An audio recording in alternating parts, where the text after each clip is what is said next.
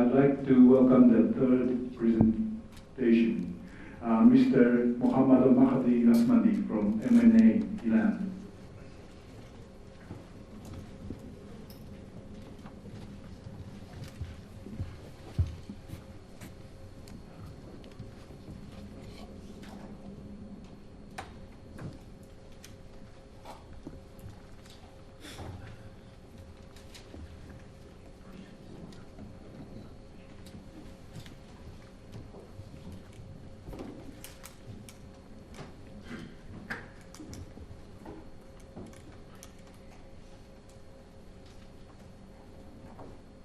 Hello to dear friend and colleague. First of all, I want to thank the news agencies, kind welcome and hospitality, and Hiruna as President of Rwanda. I'm so glad we are discussing important topics like how can news agencies reach younger audiences. I think this topic is very important for all of us, and we constantly think about how to attract young people and keep them engaged as our audiences. I should be thankful for choosing this topic too.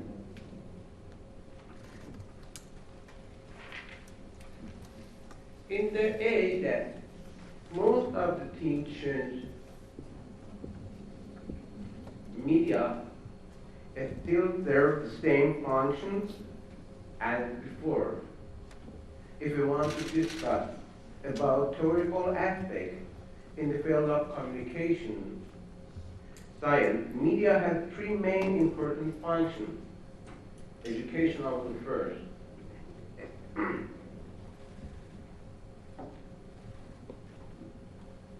Media plays a crucial role in educating and informating the audience about various topics, events, and issues. It serves as a platform for learning and acquiring knowledge. Second, entertainment.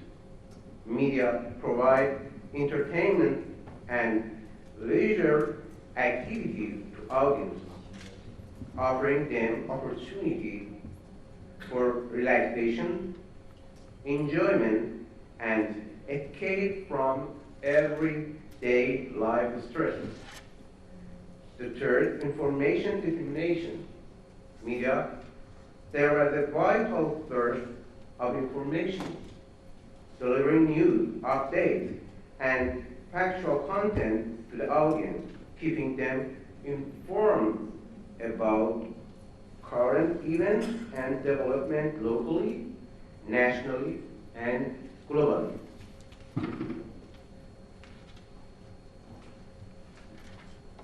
I want to focus more on theoretical aspects.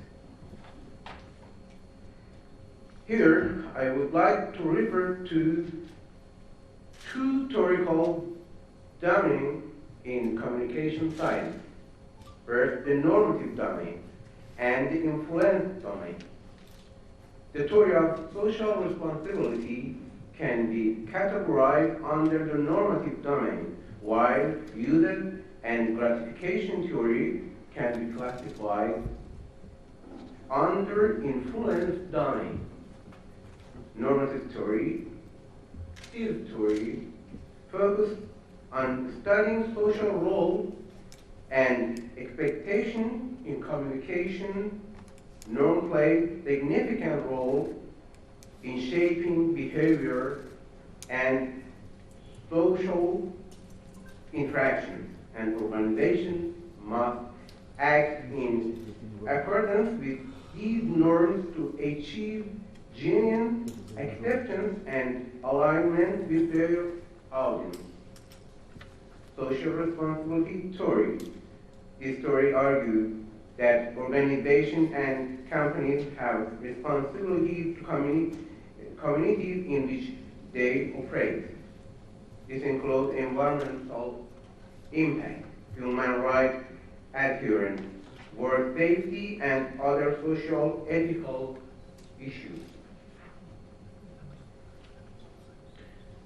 If I want to speak about influence theory more, I should say that this theory emphasizes the ability and impact of media and communication on culture and society. This includes the media influences of attitude, beliefs, and values within society and examine how they are formed and changed. In this term, using gratification theory, the theory pertains to the difference and need of different audiences. Based on these differences, organizations must provide content and services that meet the need and expectation of their audience and satisfy them. We must always keep these theories in mind when dealing with our audiences, especially young audiences. Scientific and accurate work is the result of experience and knowledge. Without either these two factors, we cannot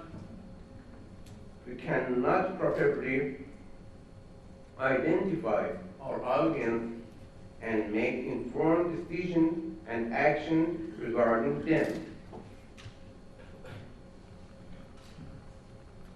From news agencies to social news agencies. On the other hand, there is a point to note. Today, y'all do not try to assign an equal importance to all of the mentioned factors. They are more focused and concentrated on infotainment and edutainment. Actually, the media consuming style has been changed. So on, the usage of entertainment aspects by young people is increasing, and they care more about that than the other factors. Perhaps, for this reason, informing through infotainment on me becomes an important media solution. We can make good connection with younger audiences through infotainment. Just like the Instagram, which initially was supposed to be more focused on entertainment, but today more millennials use Instagram as a primary source of receiving and reading news. However, something has changed, and we are faced with new challenges and questions regarding to the youth. These challenges and questions include, first, generation gap and political polarization. Second, through which media interface can the media needs of the younger generation be addressed? Three, how does the younger generation perceive, read, and listen to content? Four, how has young generation been raised? And right, the issue that both news agencies and their audiences are aging and became older together. But what is the solution? To address this question and solve the challenges, we need to make change both terms of content and form recognize them as solutions. We need a balanced organization and news agency.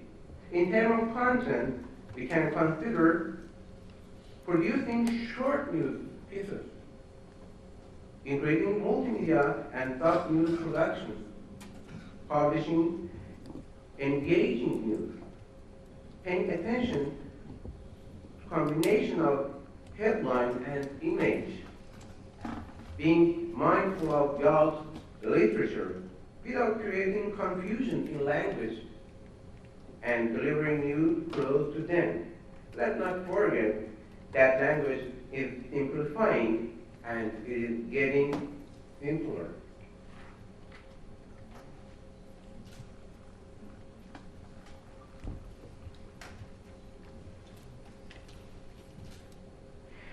In terms of technical and infrastructural aspects, we can say we should pay special attention to platform structure and social networks. We should not shy away from using them and should connect more with young people through these social networks.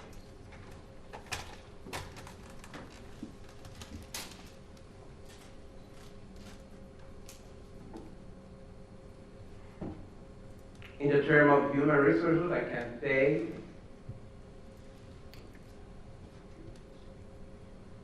let's not forget that we are aging and we need young human resources. What we need to do is to utilize young talent alongside experienced individuals in editorial teams. Let's not forget about learning development for human resources. Also, let's pay attention to non-real or artificially created reporters. Reporters who do not age, do not get tired.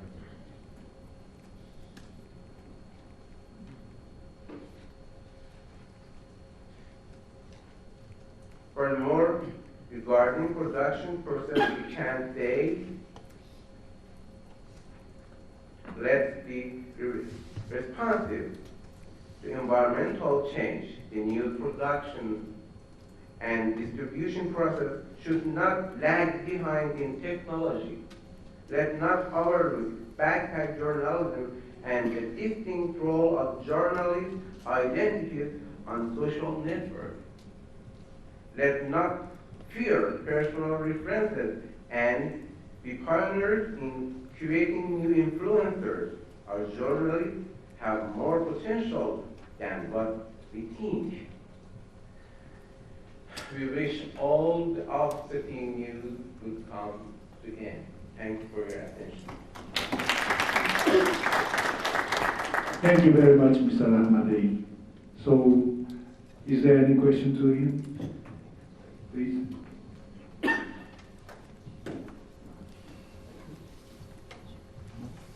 Thank you very much.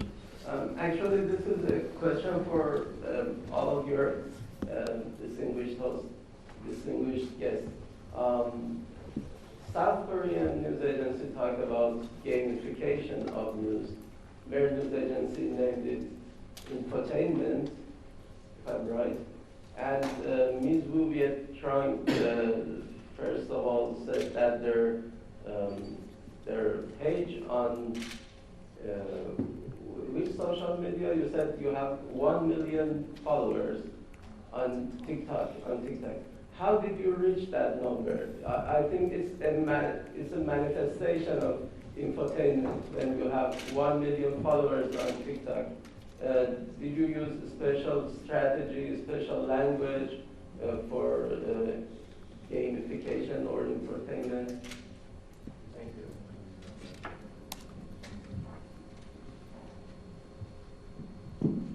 Thank you for your question. We produce very short video, very short video on news and something different from the Vietnamese culture to others, and we put it on TikTok, and we can receive. We can reach many young audience. Because even when we have one video that, for example, very simple. For example, is that we teach foreigner how to say hello in Vietnam.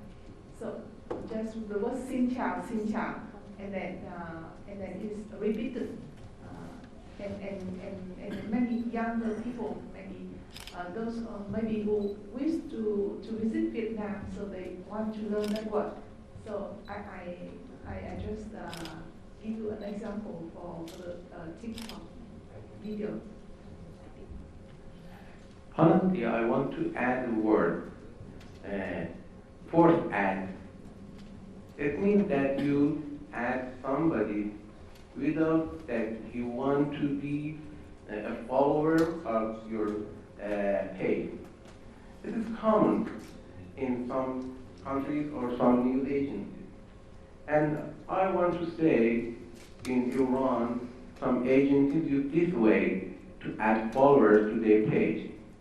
But we told that some news have more clicks, like violence, like sports.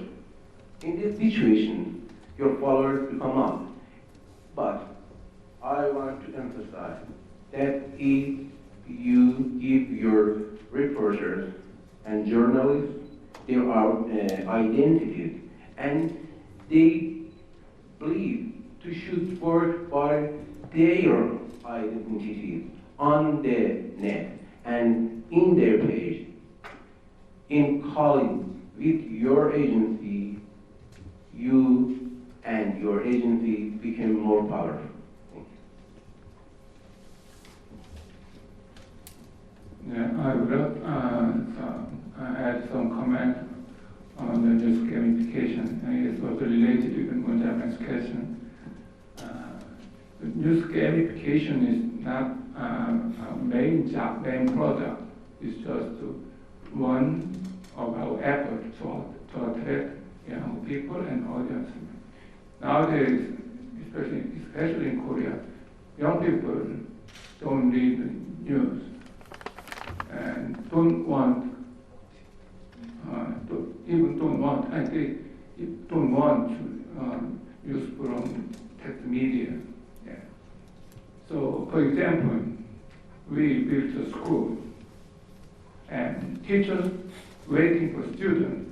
Teachers really want to educate the young people, but nobody comes because young people they don't have any interest in school education. What can you do? Is my answer. So, yes.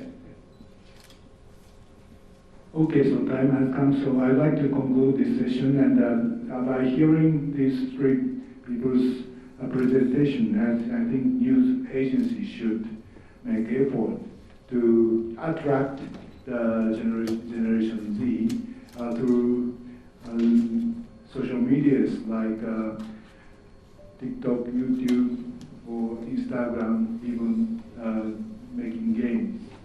But at the same time, like Director General of Montana said, we have to make effort to educate, continue effort from the reporting what the real thing is happening in the world. So this is the role of the news agency, and the role of news agency is still important, right? So I'd like to conclude and thank you very much, everybody, and please give them a big hand to the panelists. Thank you.